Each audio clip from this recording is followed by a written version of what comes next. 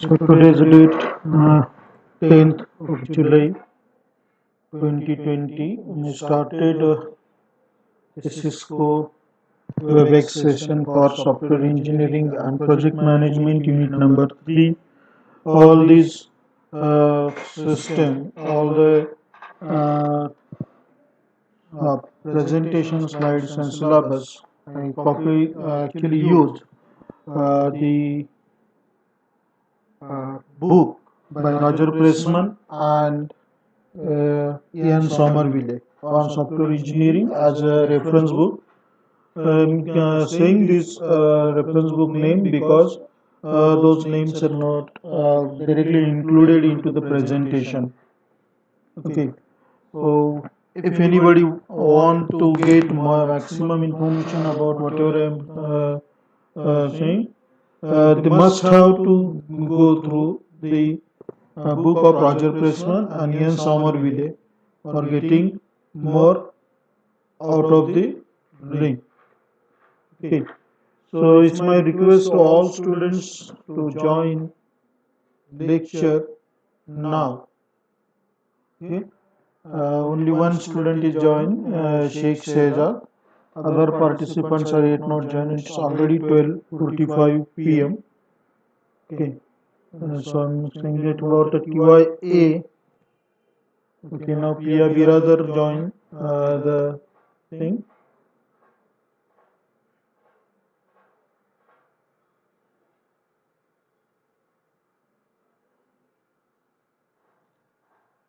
So this is what now we are having total 4 attendees right now. So here what I want to share is a whiteboard with few people because in last 2 units in requirement prioritization, that is in last part of the second unit, we actually have to learn about the QFD, quality function deployment, and that QFD is really important. So here we are going to see what exactly that QFD is known. So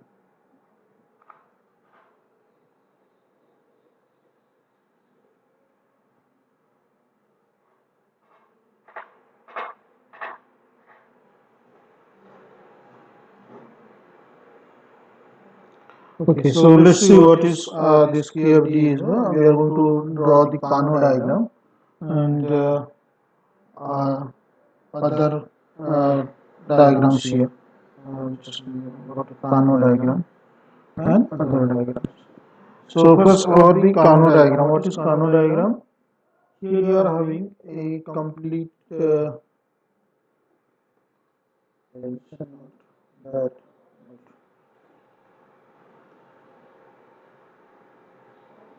and erase this. This is the simple way of Kano diagram. You are having uh, things. Here you are having a software. When we go on requirement analysis for design, we require to see all these things. Okay. So here you are having softwares with no features. Okay. Here with instead of saying no feature, we can say less feature. And this on this part of side. Here you are having uh, this part you are having software with more features. With features. Okay. Now, when we say software with less feature or software with more feature, for example, if we say this is a software with less features, and this is a software with more feature access, okay, or part, then any software is generally have one basic, you can say, thing, and that basic thing is that what we call as the expected results or expected, you can say, features of the software. Let's call these as the expected feature.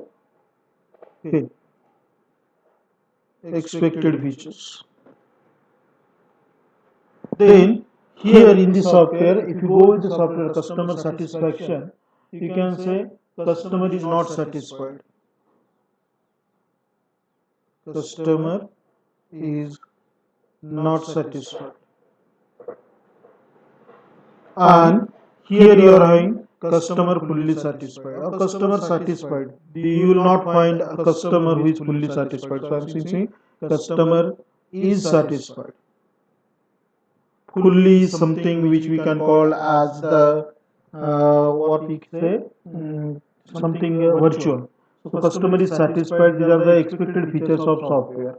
Now in this expected features of software, you are having some part of these features which are very basic.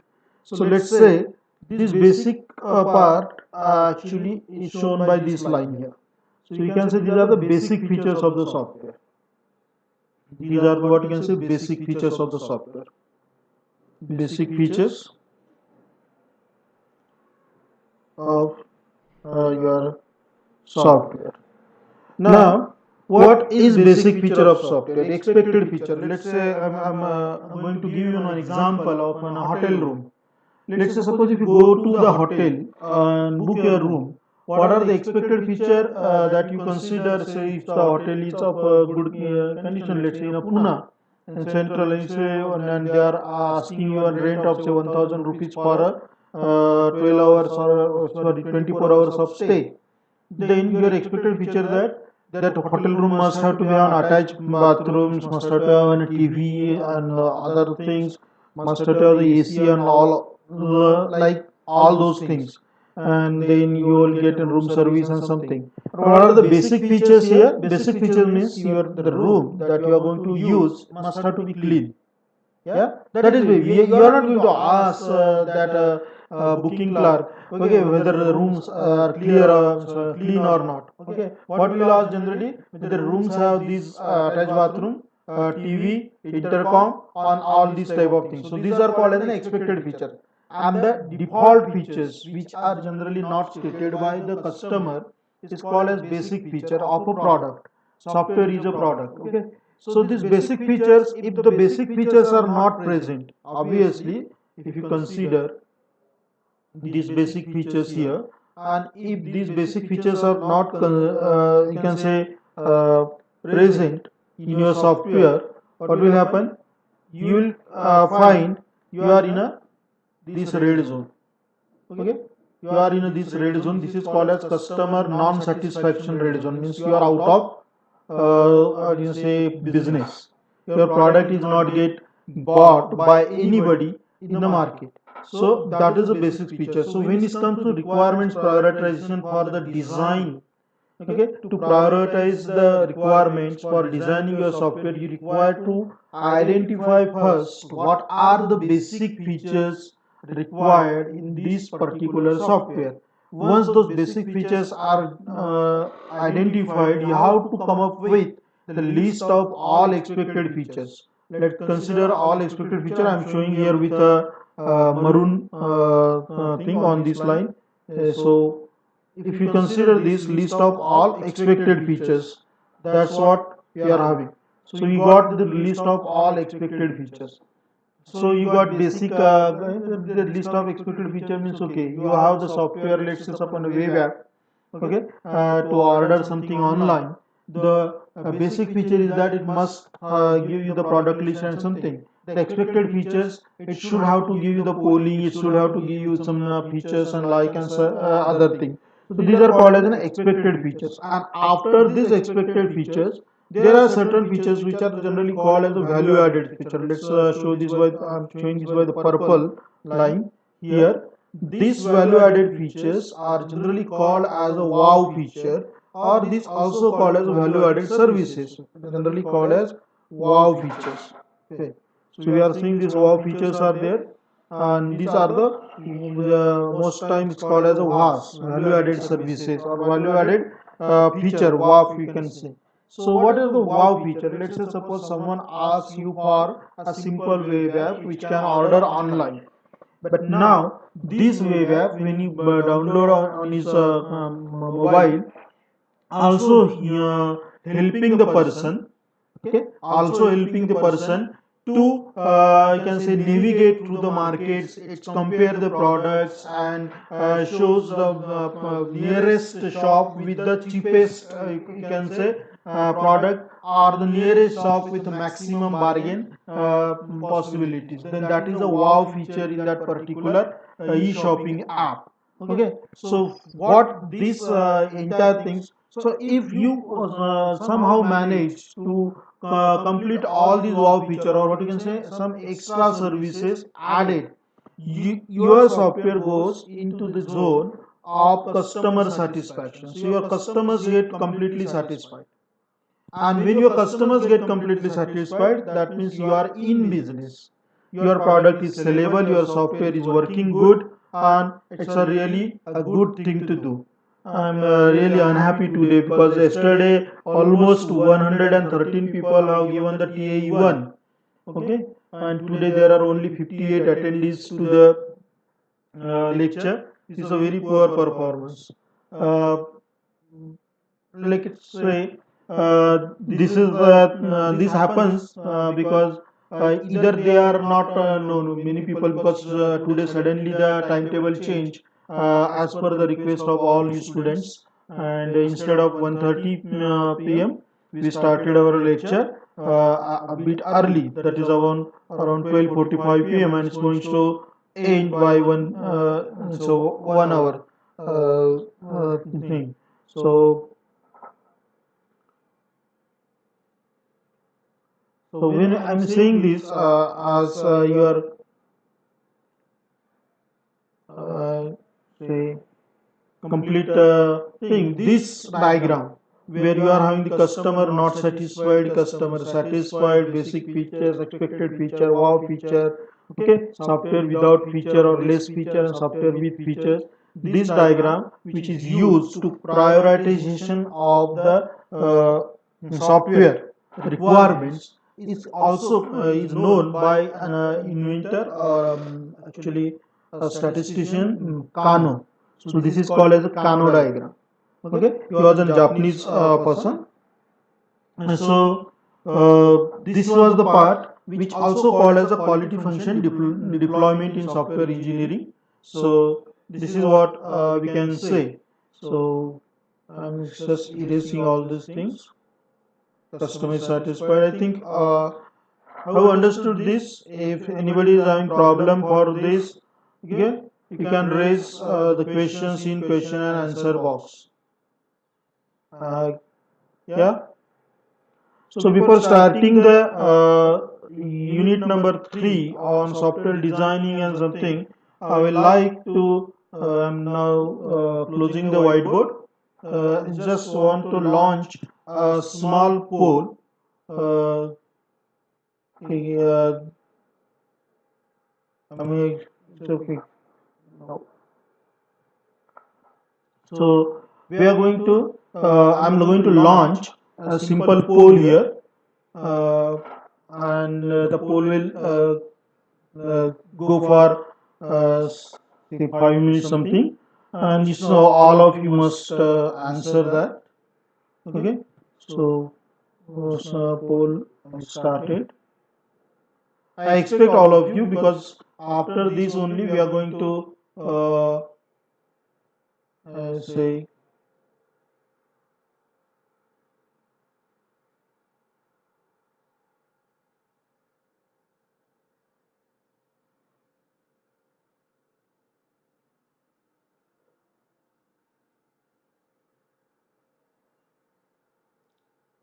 So just answer the poll.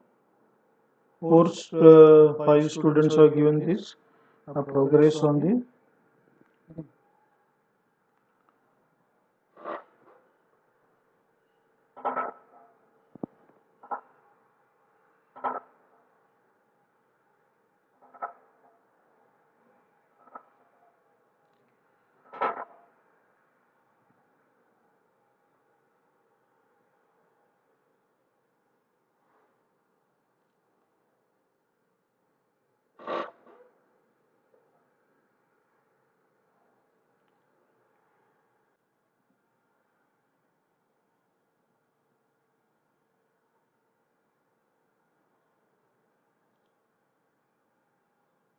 There's total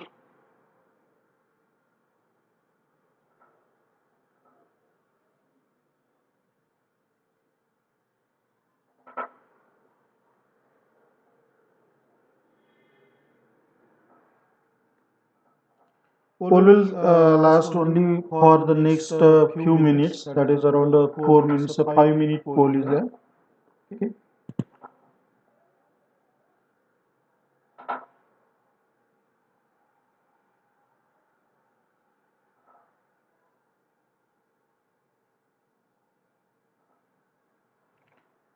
This is about the first 2 units coverage, whatever material we have given and whatever we discussed, EE1 experience.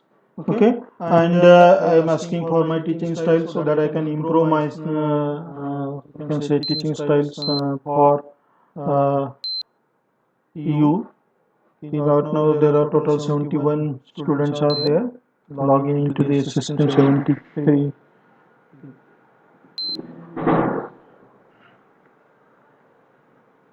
So this is a type of feedback system actually about the teaching, and your CAE1 is scheduled in, I think, next week or after 7 days you will get the notice about accordingly, and be prepared for the CAE1 also.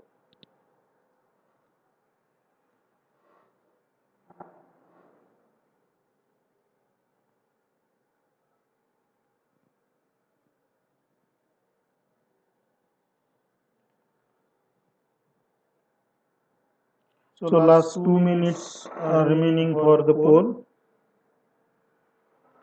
I am expecting that everyone must participate in it because these reports need to be generated and need to be kept for the audition and other thing.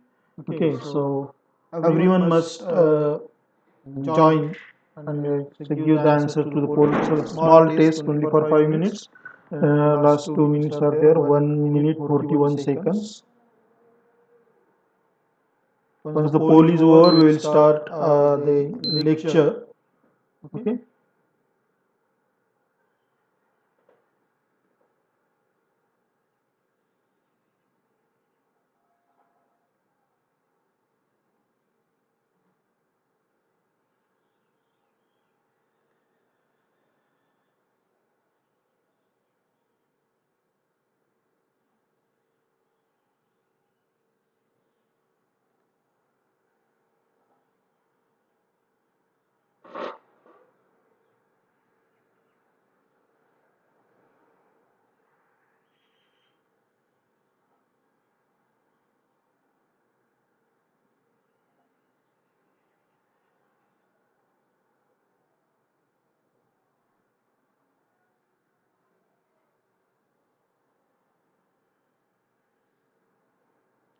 So it's only half minute remain for poll to close.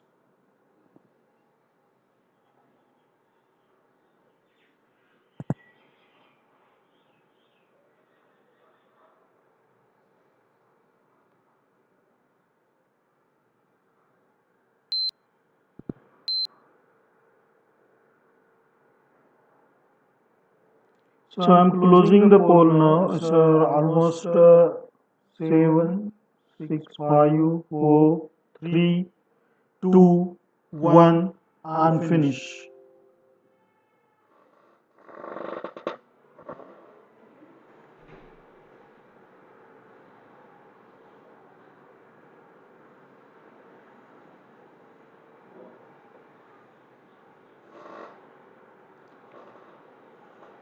So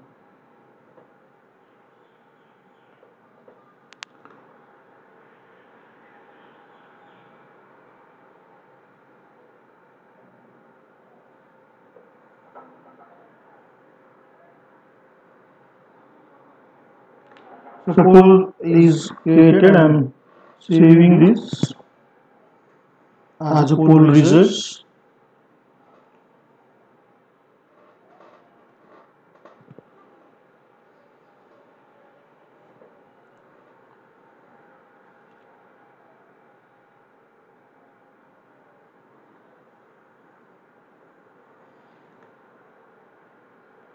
Okay, thank you. Now we'll directly go to the desktop so that we can uh, start with the presentation of today's thing.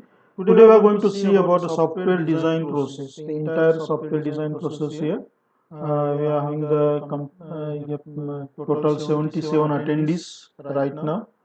Okay, and I'm expecting more than 77 actually.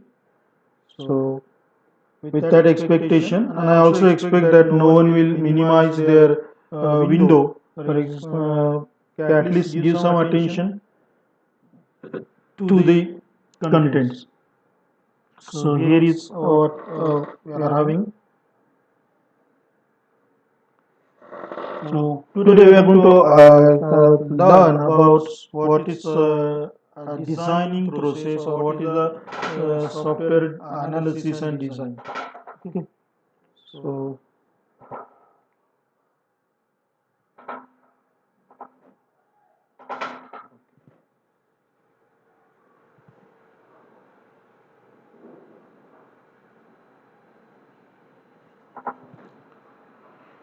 So we are going to see software engineering design process today, and here our layout is objective. Then we are going to see what are the software design process. There are total what are the software quality guidelines and attributes are there, and what are the concepts of the design.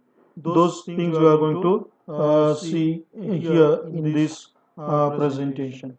Now, if you have any question answer, you can put that in question answer panel. Okay, so in this question answer panel, I said please unmute me. Okay, this is an old request. I'm sorry, guys. I just uh, is not Kano. It is Kano diagram. Okay, it's a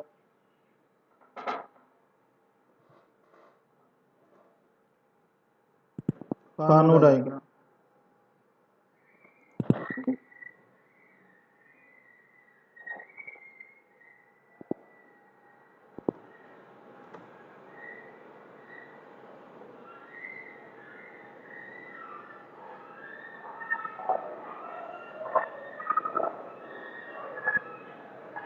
Well, we go with this thing here.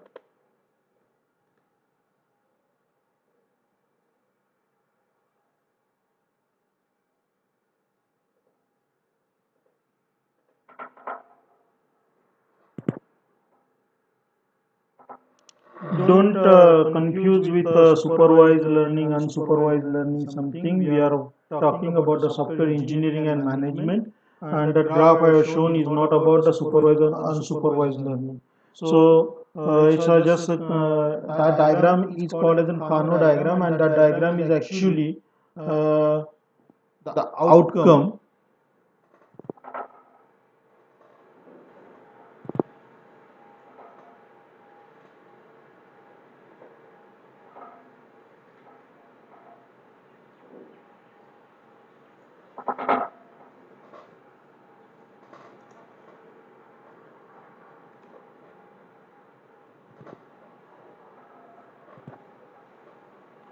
Okay, so it's a Kano diagram.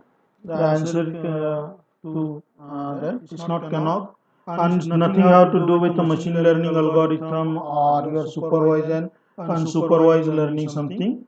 Okay, that is a very small part of software engineering, machine learning.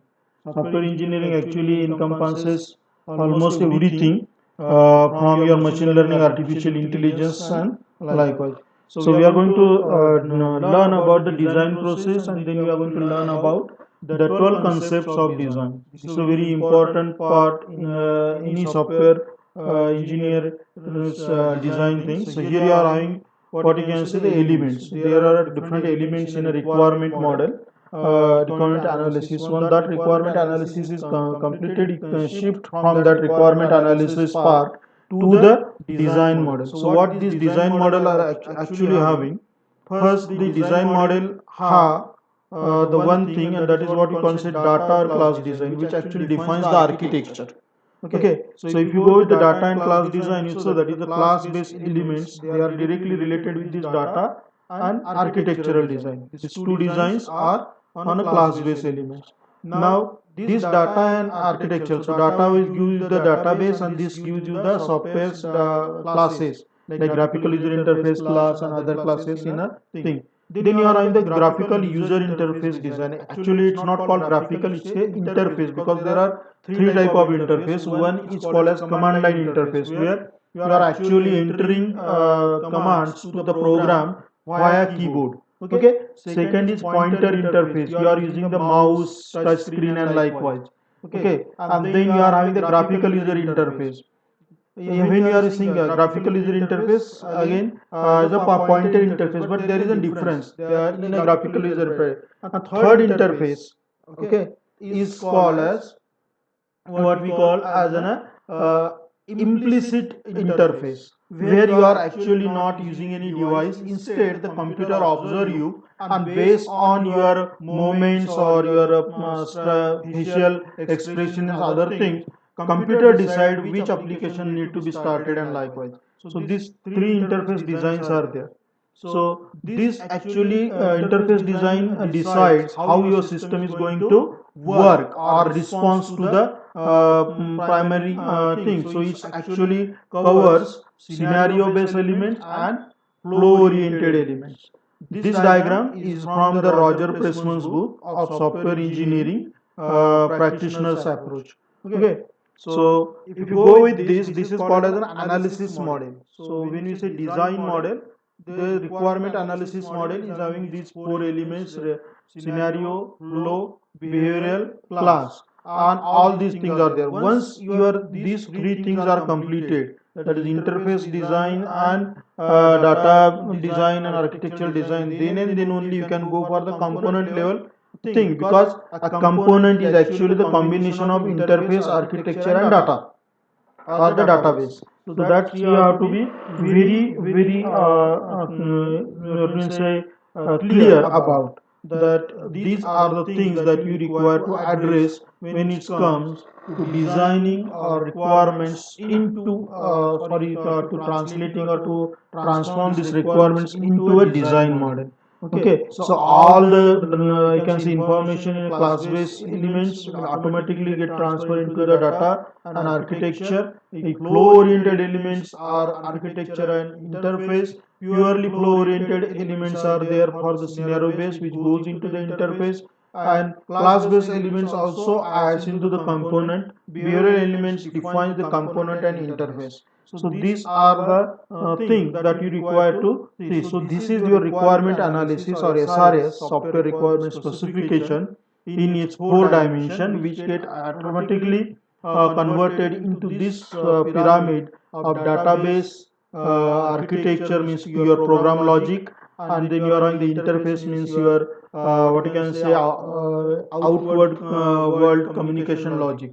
So these three together forms your component in a software process. So what is the design process? The goal of design process is to produce a model or a representation that exhibits firmness, commodity, and delight. Now, when we say firmness, okay, first thing, that is what is the goal of design? To produce a model. So this design actually won't produce any software. Instead, it produce a model by observing which you can actually design the software. Okay, and what this model must have to exhibit the firmness is the architecture or a framework. The commodity itself means the what type of input and what type of output are there, and what type of intermediate results are there. And delight, if the product or the model or a software whatever that you are creating is not giving you the joy of designing, a joy of developing the things, it is not the possible for a developer to go through it. If it is not giving a joy of using it to his customer is not going to use it, and that way is called as a delight. So when we say the goal, we are actually considering that. Then what design must have to software design process must have to do with the second characteristic, it changes continuously as new methods and better analysis and broader understanding evolve. because with time the technologies and other things get you can say evolved, and so when all these things get evolved, you require to accordingly make changes in a software design. And likewise, so software design process is a continuous process which require to refactoring and which require the increments and other things. Software design, this sits at the technical kernel of software engineering. So once your requirement analysis means you gathered all data from either customer primary data or secondary data by observing the already existing system like Amazon or something. Okay. So when you gather all this data and you create the things, you get the software designs which sits at a technical kernel, because your design decides how you are going to code. If your design decides how your software will be robust, and so software design is the core part. And so you have to spend a little bit more time on a design itself, because if you spend more time on design itself and if you test your design in a correct way, what is called as a white box testing in the software engineering and project management, your actual software will be more error free.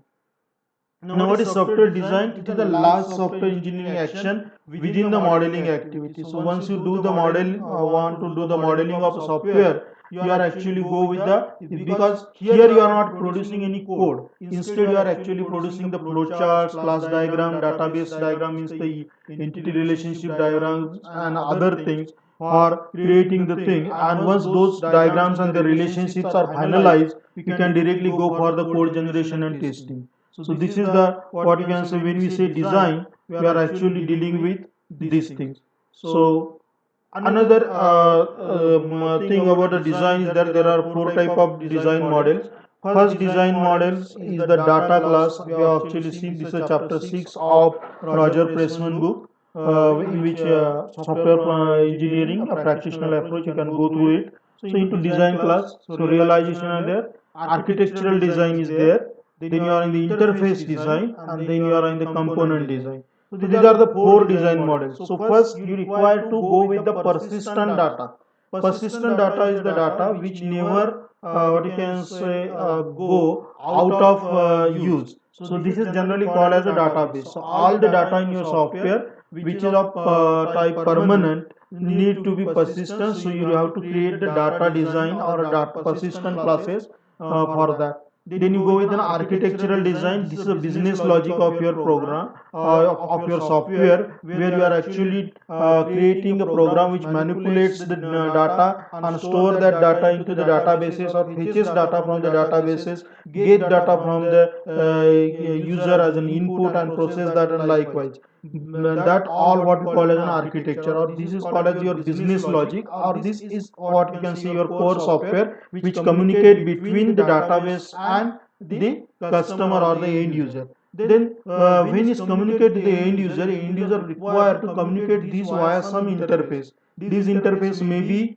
the interface which is a command line, or what you can say the device interface, where some devices the person required to give the things. Then this interface may be the pointer interface, that is using mouse graphical user interface, or this may be the device interface. For example, some sensor senses the heat and give that information directly, so no one is directly giving the information, the machine is observing for the thing. So there are these three interfaces. So this design interface describes how your software is going to communicate with the environment and the users. For example, if you are in the fire alarming software, okay, you will have a fire sensor which will continuously scan the premise for the existence of fire, and as soon as it senses that there is an existence of fire, it actually generates some signal. That signal goes to your software says that fire is in this area, and it will try to check whether the alarm is false or not through the CCTV cameras, and if there is really the fire, it sets the alarm, and likewise. So that is what we call as an indirect thing, or this is called as an implicit interface. Okay, so you are in the explicit interface, where the user required to enter the commands by tapping on the devices. So those are the there, or by pointing the devices. So you are using command line, or you are using the what we can say graphical user interface, and the third interface is the implicit, where you are not actually giving any input to the system, but system is observing for a particular type of trigger or input, and based on that system acts accordingly. So that interface design describes how the software communicates with the system environments and its users. And the last is that is, once your database, your business logic and your interface is completed, you require to integrate these three together. When these three get integrated together properly, so that the whatever the input goes to the interface get processed properly by the business logic or the architecture, and get stored in a secured and private way into a database, then you can say a component is completely designed. So that is what you can say component level design. And when all these components get integrated, you get your system or your software ready to use. So these are the four design models that you have to go through. Now when we say design process, we require to go through something, and the first thing that you always have to keep in your mind, no matter what, whether you are creating something, a food item, like if, even if you say suppose if you go on selling the vada pav, okay, and if your vada pav won't have any taste, won't have any quality, you will not get a buyer. If you go on selling some clothes, and if your clothes, what you are selling, your product you are selling, if they are not having quality, you will not get the customer. If you are trying to sell something, let's say suppose you want to sell even the xerox, that means you are giving the service, but your xerox machine is not good, and so every xerox copy that you are making from that copier is having some black lines or some dashes on it, no one is going to come to your xerox center. In the same way, if your software is not having a sufficient quality, no one is going to use it. And to ensure the quality in your software, you require to assure quality in the design itself. So what exactly mean by quality? Okay, so it is an iterative process through which requirements are translated into blueprint. So you require to recheck even your design, just like your you can see your requirements analysis. So this is the simple way of that iterative process. A design is represented at a high level. At abstraction means in data flow diagram we have the single bubble at a level 0, and then the bubbles get expanded. In the same way, when it comes to design representation, you have to represent the design in a simple way first. That is, you are going to have these components, then every component must have to be expanded to its inner complexities. Okay, so subsequent refinement have to be give for the more minute or more clear design representation. So that is what we can say called as a quality. Then design must implement all explicit requirements and all implicit requirements also. So what is explicit requirements? Those requirements which are stated by the user, okay, or what we call as expected. What are the implicit requirements? Those requirements which are not stated but desired by the user, okay, all those requirements. So these implicit requirements have two requirements. One requirement is called as a basic requirement, and the another requirement is called as a wow requirement. That's why I discussed the Kano diagram beforehand, okay, because Kano diagram says that is basic requirements. If they are not there, means basic implicit requirements are not there, no one is going to buy your product or no one is going to use your software. So and the wow features will add more users into your software, okay, but if you are the only expected, you may get the people, but those customers will be less in number. So design must be readable, understandable. That is what is readable design means. If say suppose I want to explain something to you, if I say that there is a man, and if it say that this is something I am trying to draw here, okay, so let's say this is a something called I'm just deleting this.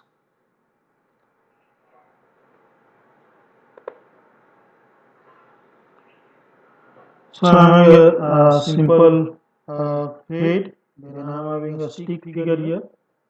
Yeah, and I say this is a man. Okay, you can still relate with the thing. Yeah, this is a man. So this design is readable. Means even if I don't tell you that this is a human figure, you know this is a human stick figure. But if I draw like this and I say, assume this is a person, you will find quite difficult to get this as a person, while you can get this as a person very easily. So this is what we call as a readable and understandable design, while this is not readable and understandable design. Okay, so when you say readable and understandable design, you have to use those pictorial elements or something which can be used. For example, if you go with this, you have this cross, this is for close button. You have this cross, it's for this design clearance button. And likewise, so this is what we call as a readable design. So your graphical user interface or whatever you are having must have to have some readable or say standard de facto images used while design. So what are the quality guidelines in a design? First, a design should exhibit an architecture that has been created using recognizable architectural style or pattern. What is recognizable architectural styles and pattern? If say suppose I ask you to prepare chapati, okay, now you know that is what are the recognizable architectural style and patterns for chapati. Chapati need to be somewhat circular inside, okay, must have to be well cooked and likewise. So these are what is the recognizable architecture style. But if you create something which looks like the map of Australia, you can't call it as a chapati. Yeah. So that is what is a recognizable style. If I ask you to design a car will always have such type of design. Yeah, this is recognizable design. If I draw an abstract feature of something like this, you know I'm drawing a car.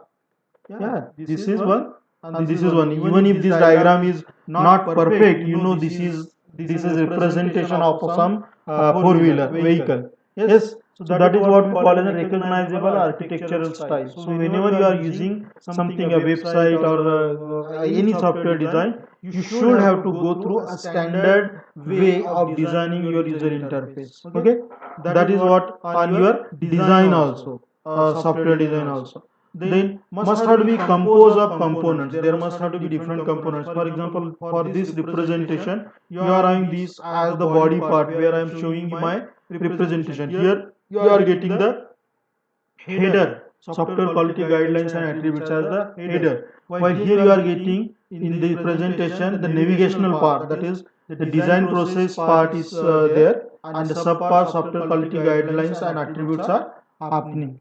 Okay, so this is called as a composed of different components. Third is that can be implemented in an evolutionary fashion. Means not necessarily you implement the first, second part, second, third part, third. So in an incremental way, you can design the entire software. Then design should be modular. Every component can be considered as the what you can say combination or aggregation of different model. For example, if you consider in a menu file as a component, okay, then whatever the items in the file, those can be considered as menu. Okay, so here you are having a design should contain a distinct representations of data, architecture, interfaces and components. Okay, so it must have to show the component, it must have to show what type of input are accepted by the component and what are the output that is component can create. It must have to show whether the output created by component is intermediate or final. If it is final, how it's going to deal with the storage of that particular output, and likewise which type of interfaces are given in a component. A component may have all the three interfaces. Okay, two explicit interfaces, command line and graphical, and one implicit interface. So these things you require to consider in a component. So these are the quality guidelines. Design should lead to a data structures that are appropriate for the classes. Okay, to be implemented. Design should lead to components that exhibit independent functional characteristics, and design should lead to interfaces that reduces the complexity of connection. So quality guidelines are these are the quality guidelines, and design must have to be derived using a repeatable method. Now, what is repeatable method? I want to create as say website for the shopping.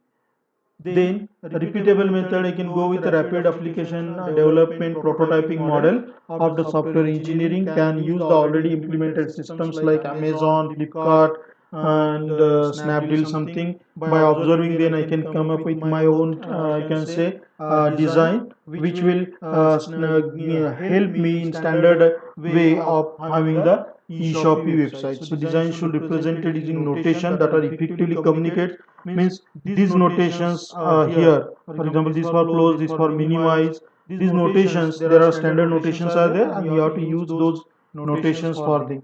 Now what are the quality attributes? Functionality is the first quality attribute. Any component that is designed by you, any software which is designed by you, it is not functioning properly, that what is proper functioning, if it is not giving you the desired output, okay, for the desired input, then you can say it is not functionable. So whatever the system is there, the complete system and every module of that system must have to be functionable. So functionality is the one quality attribute. Second quality attribute is usability. Anything which is not usable, or anything which is useless is useless. Okay, so if your software, if it is not usable, it is a useless software, then you can't say it is a quality software. So usability is something where you have to consider the end user, that is called as the human factors.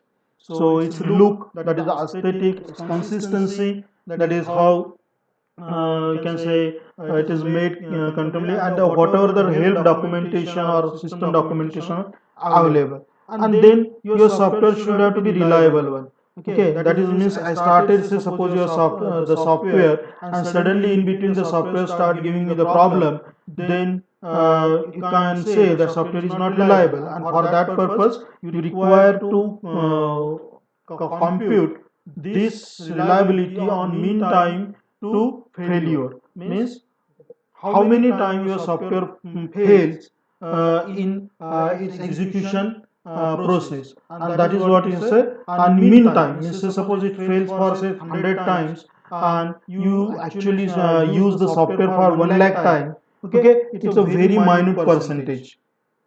Yes, but if you use you open your software 10 times and it fail for 8 times, it's a very hard percentage, and that meantime failure must have to be calculated or considered when it comes to software quality attributes.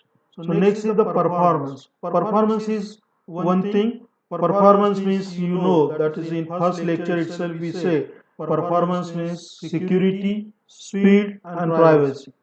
Okay, so you have to give the speedy, accuracy must have to be there, and security is there. Security is your networking saving. So how this performance is calculated based on the processing speed first. It must have to be high. Okay, and processing speed means then the response time must have to be high. Resource consumption must have to be very minimal. Okay, throughput means efficiency and effective must have to be high. Likewise, so this is what we can say, we can call performance is the another quality attribute that we require to consider when it comes to thing. Then supportability. So this supportability is something how your software is supportable. Okay, so it have the extensibility, that is the one attribute. Okay, adaptability, serviceability, these three things are there in a supportability, whether it is adaptable with the other system, whether it is serviceable remotely or in real time, and those things must have to be considered when it comes to supportability. I can say the quality attributes.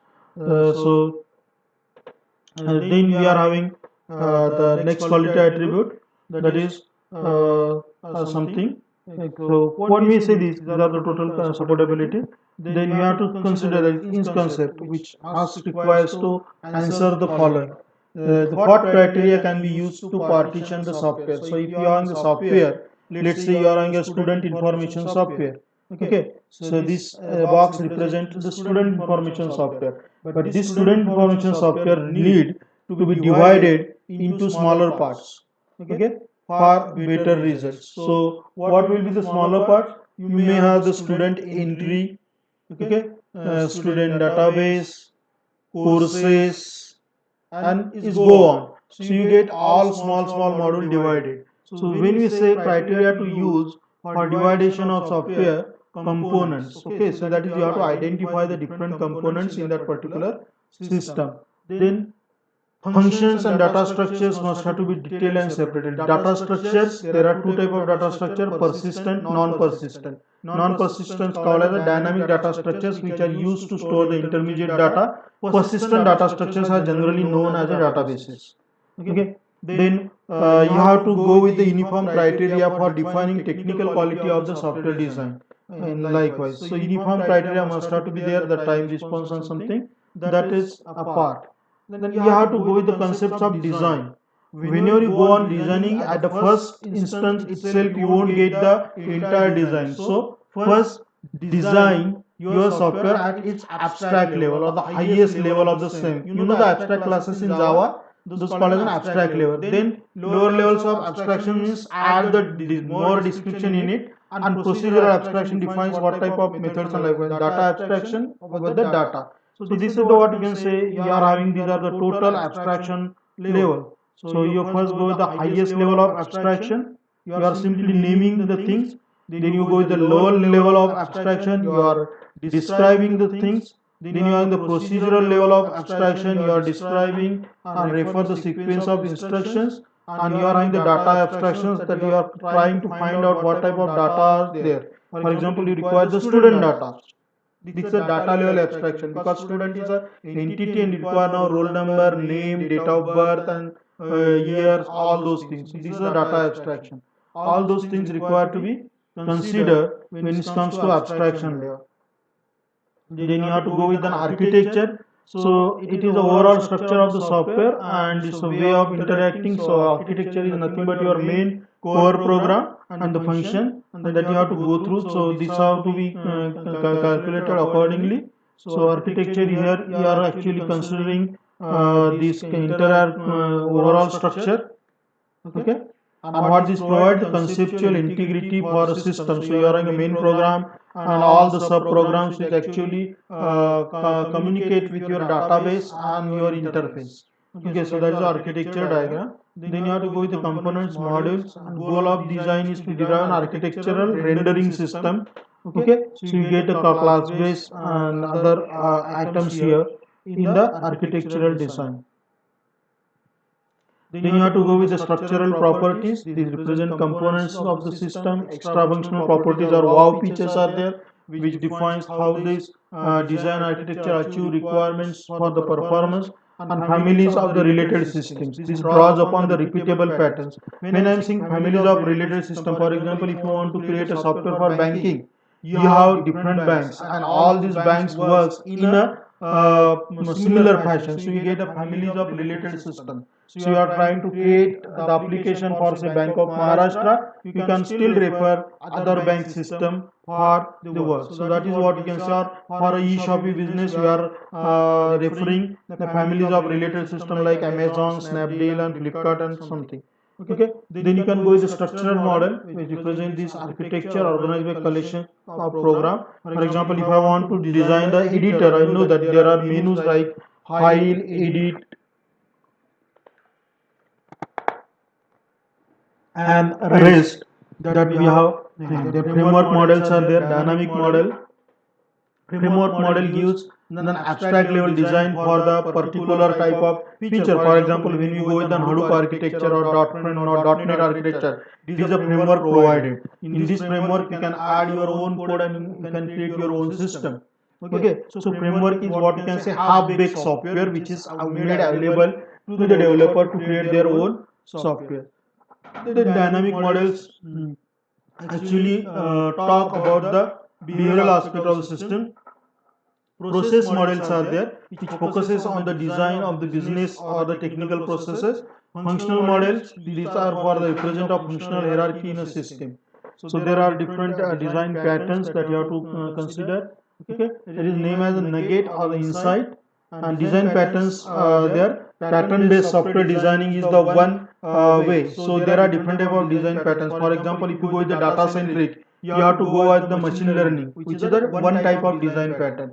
You may have the another type of design pattern and likewise. So these are whether pattern is applicable in a current work, that you have to first identify, and if it is not, you have to choose for the different design patterns and likewise.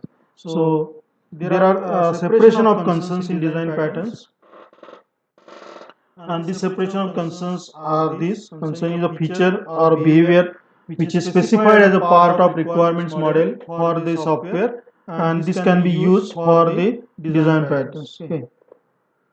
So modularity is something, module is something what we can say a small component. Okay, so when we say a module, we require to consider this small component, and based on this, software is divided into separate small modules which call as or components, and this can be then used for adding the design model. Dheeraj, you so here you are having this model. So having this principle of information holding suggestion, and likewise, so information hiding is there because not all information is actually required by the user. Okay. So today we got around 90 something attendees, and 3 attendees just left. There are total 87 now. So modules should be specified and designed so that information algorithms are required. Independent models are there. For example, if you go with the file menu, new is one module, open is one module, save is one module, save as is one module. So all those operations are there. Those are combined together and get with the, so functional independence required to be there. So every module work in a different way, and they actually collaborate with each other to give you the entire software design family. So when we say these are the things, so functional cohesion. Cohesive means every module. For example, if you go to the file menu, all the modules in that file menu are cohesive. They are strongly coupled with each other, and so then you are in the coupling, that is on the file coupled with the edit module, edit component, and likewise. So cohesion must have to be there, coupling must have to be there, and you always have the room for refinement. So you have to go with, then you have to identify the different aspect. Every module actually satisfied a particular aspect of that particular software. For example, file for file processing, edit for editing, view for viewing, tools for tool, and likewise. So you can say system wide concern of the aspect of these modules or the things must have to be there, and you always have to go for the refactoring or the reorganization of these modules. Some modules require to be there. So software is refactored, the existing design required to be examined for redundancy. So if they and all the redundant factors required to be deleted from the software design. So there are two type of concepts for this side. You have to go with the object oriented design concepts, and then you have to go for the human computer interaction SCI concept. Business domain classifier there are there, which are called as business logics, and likewise design classes are there, which actually used for the persistent classes are called as the data stores or databases. Then you have the system classes, which actually used for system developments. We are having the structures for the system classes. Okay, and like. So if you have any questions, queries, and something for today's lecture, you can ask now in a question answer. Okay. Rough design and layout. This question from Ronak Goje. Yes, they are different. Rough design is the simple thing what we call an abstract design, while layout is the expanded rough design. So it is more detailed and description way. So layout is a descriptive. It actually talk about the entire architecture, while rough design won't give you the layout. Rep design many times simply gives an abstract things. Okay, so they are seems to be similar, but they are not similar statement. They are different statement. Okay, so you got the answer, Ronak? Yes. Okay. So anybody is having the question, you can ask questions here.